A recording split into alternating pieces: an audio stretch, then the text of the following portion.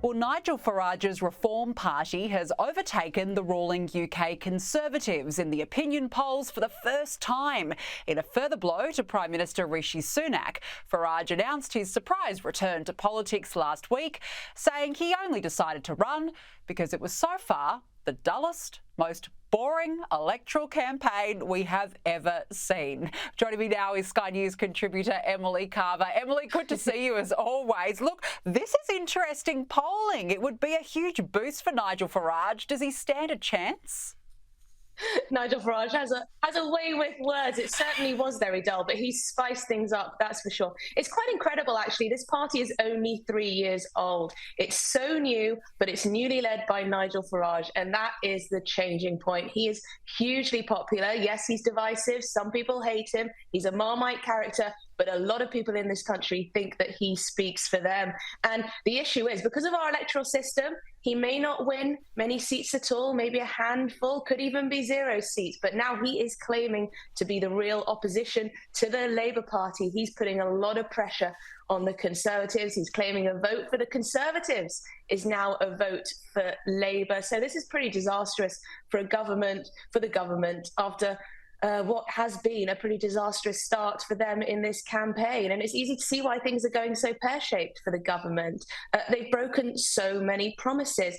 You've got immigration. They promised to get it down to the tens of thousands. It was over 750,000 people last year, promising to cut NHS waiting lists. They're now nearly 6.5 million people waiting for routine hospital treatment just in England. The housing crisis is completely out of control. And of course, we've had crises. We've had the pandemic, the Ukraine war, but it feels as though Rishi Sunak has now all but given up. Well, speaking of, Rishi Sunak was questioned during an interview on whether he understands the struggles facing ordinary families, and this is all he could come up with. So what sort of things had to be sacrificed? Lots of things, right? Can you give me an example? All sorts of things. So, like lots of people, there'll be all sorts of things that I would have wanted as a kid that I couldn't have, right? Famously, Sky TV. Yeah, he couldn't have Sky TV as a kid. He really understands the struggles, Emily. I can see why this interview has been described by many as excruciating. He's just not a good politician. This is the problem. Just how could he fall into that trap? This interviewer is the man who spent months working on the Partygate scandal during the pandemic that led to Boris Johnson being ousted from power.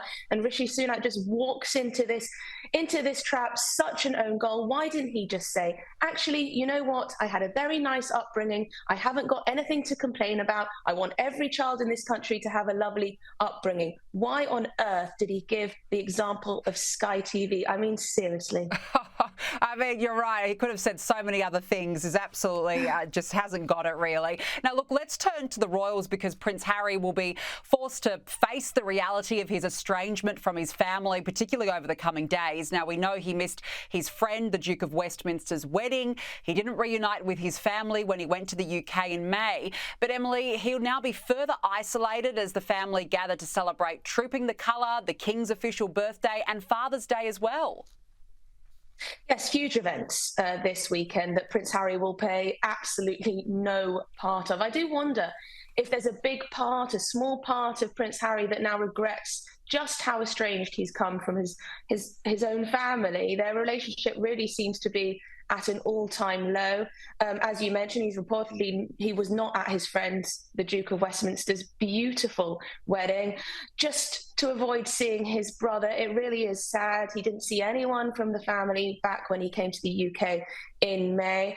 And there's so much going on this weekend that he would have had tremendous fun at. He would have played a huge role in if he was still a working royal. It's just also terribly sad. Father's Day on Sunday. I sincerely doubt there's a card in the post, don't you? And there's such a huge amount of pressure for him to reach out to try and reconcile their relationship, but it just seems as though he's just simply too stubborn to do so. But what a loss to lose your family in this way. Absolutely, certainly is a loss, but you're right. I doubt there'll be any card in the mail. Emily Carver, good to speak with you as always. Thanks for joining us. Thank you.